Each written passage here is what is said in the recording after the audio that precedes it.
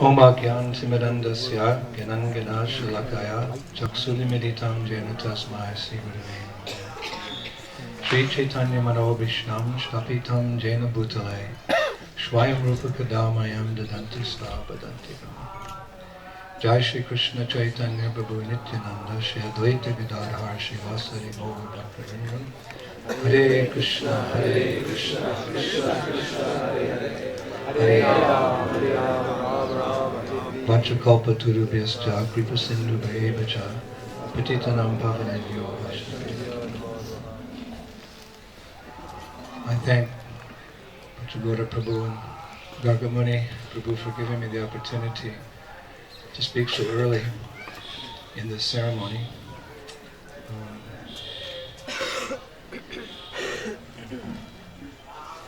There's a common saying in society that you can judge the greatness of a person by how many people, or even more important, who attends the funeral or their memorial service. So as I look around here at this august assembly of Vaishnavas and Vaishnavis, it's very apparent what a wonderful and great devotee Brahmananda Prabhu was. And he has certainly earned this epitaph, which is on his samadhi. Indisputably the favorite son of His Divine Grace, Srila A.C. Bhaktivedanta Swami, Srila Prabhupada, founder Acharya of International Society for Krishna Consciousness. We all have our personal stories of association with Brahmananda Prabhu. For me, I see him as my Vartmana Pradakshika Guru. Gargamuni Prabhu remembers that in 1970 I was working at the University of Michigan, in Michigan, Detroit, and I was wandering through the grounds and I came across a kirtan party of four very effulgent personalities, Vishnu Jan Swami, Subal Swami, Gargamuni Swami at the time, and Brahmananda Swami. This is what it took to make me a devotee. I'm going to get to that. And I was just swept up with their love and their devotion to Srila Prabhupada more than anything else. Vishnu Jan Swami was giving a talk to the students when we walked up. And then he asked for questions, and some of the students, it was an intellectual university, so they were arguing, but he defeated them one by one, and they all went away.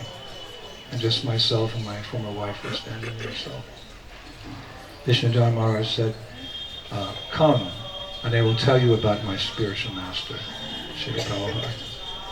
So we sat down, he spoke for about a half an hour. So he said, what do you think? And I said, he's also my spiritual master now.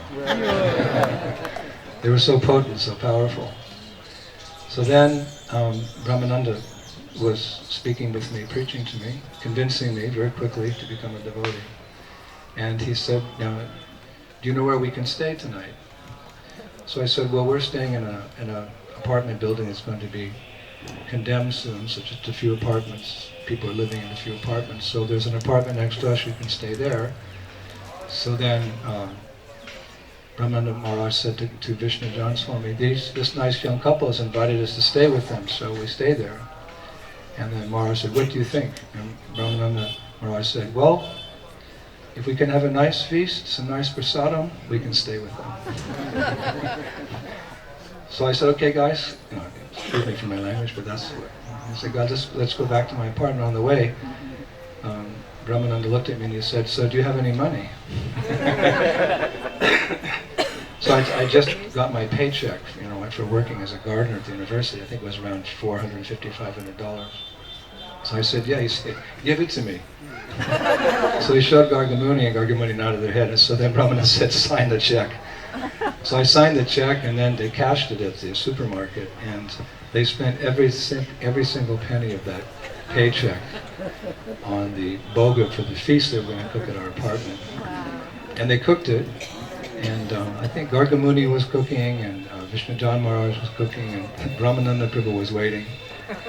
And we sat down to take prasadam, and me and my former wife, we'd been on a fast for 20 days, because in those days, spiritualized meant fasting and meditating and everything. So I'm thinking, how am I going to eat this feast? So it's all cooked, it's offered, it's sitting down there, and I said, no, we're fasting. And Brahmananda Prabhu said, no, you're not. If you knew him, he could be very heavy. I sometimes remember him as, strong as a thunderbolt and soft like a rose. For myself, he was always very soft like a rose, but this one occasion, he just pulled me into Krishna consciousness. He said, no, you're going to eat. And I broke a fast, a 20-day fast with a huge feast. And I survived. As we were taking prasadam, I noticed that at the time it took me to eat 1 plate, he ate 5 plates. So in the end, he looked at me and said, this is Krishna consciousness. With Gargamuni's management and Subal's kind of observing everything, and Vishwajan's lectures, and Brahmananda's brotherly love, I became a devotee. So he's one of the persons who showed me the path to Krishna consciousness. I can honestly say I would not be here today without his and those other Prabhu's mercies. So this is why I've come to offer my gratitude to Brahmananda Prabhu. Through the years we would meet from time to time.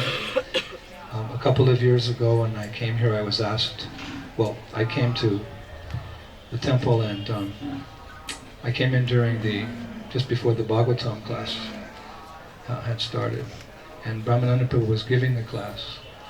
And as I walked in, he said, oh, Indradyumna Swami has come. And he stood up, and he sat down on the floor, and he said, you give the class. So I was so embarrassed, because here's the person who made me a devotee, who convinced me to give up material life and take shelter of Srila Prabhupada. Although he was such a well-known personality and deserves so much respect, he showed genuine humility by stepping down and asking me to give the class. He was instructing us in so many ways. And another wonderful attribute that I remember about Brahmananda Prabhu is his deep love and deep affection for Srila Prabhupada. I think in all our minds this is what stands out probably most. And that was demonstrated that without exception, whenever Brahmananda Prabhu would give a class about his memories of Srila Prabhupada, inevitably sometime during the speaking he would cry. Tears would come to his eyes. And this, of course, we know is the perfection of Krishna consciousness, when we can feel some deeper emotion. And actually tears can come to the eyes, expressing our love for Hari, Guru, and Vaishnava. So as Brahmananda Prabhu would cry whenever he would speak about Srila Prabhupada, and it was never sentiment. It was based on deep realization of who Prabhupada was. It was based on the purification that he had achieved as a result of serving Prabhupada. They were genuine tears of spiritual love for Srila Prabhupada. In the same way, love is always reciprocal. It's never a one-way street, it's always reciprocal. It brings to mind a pastime of Srila Prabhupada when he was flying somewhere with one of his secretaries. I forget who the secretary was, he told me the story, but old age affects our memory. Prabhupada's secretary told me that he was flying with Srila Prabhupada somewhere in the world, and he was opening Srila Prabhupada's mail and reading it to Srila Prabhupada, as was the custom of the tradition. And one of the letters he opened was from Brahmananda, Maharaj at the time, who was preaching in Africa, of all places. What a challenge to go to Africa and spread Krishna consciousness. But along with the instruction of the spiritual master comes the ability to fulfill it. So because he was such a surrendered soul to Srila Prabhupada, he was successful against all odds in Africa. Prabhupada understood this. And as Prabhupada's secretary was reading Brahmananda Prabhu's report about his preaching, the secretary told me Prabhupada started crying. tears. And at the end of the reading he said, Brahmananda has done so much for me. He has sacrificed his very life for me. Prabhupada was crying. So this is love. And the love is demonstrated, the genuine symptoms are there. As Brahmananda cried out of love for Srila Prabhupada, Srila Prabhupada would cry out of love for his disciple.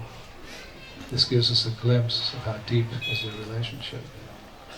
So when he passed away, naturally in our community, devotees ask the question, where did he go?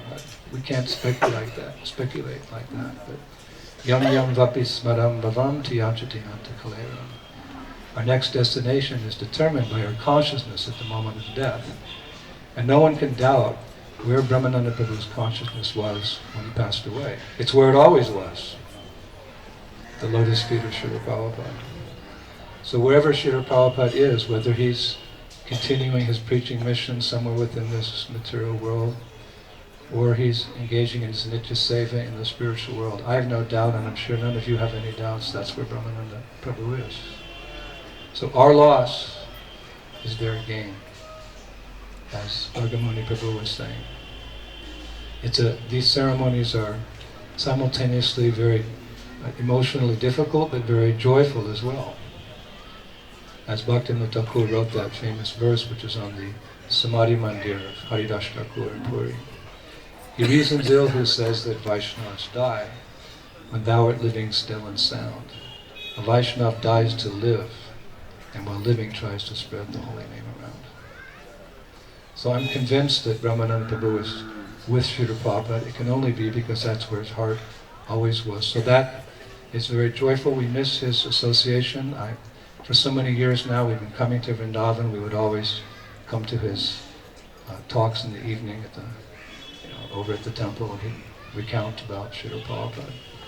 So we miss him, but we hope that we can become as qualified as he was, as wonderful a servant of our spiritual master as he was, have as much love for his spiritual master as he did, and capable of rendering incredible service like Africa and pioneer preaching in New York, etc., etc.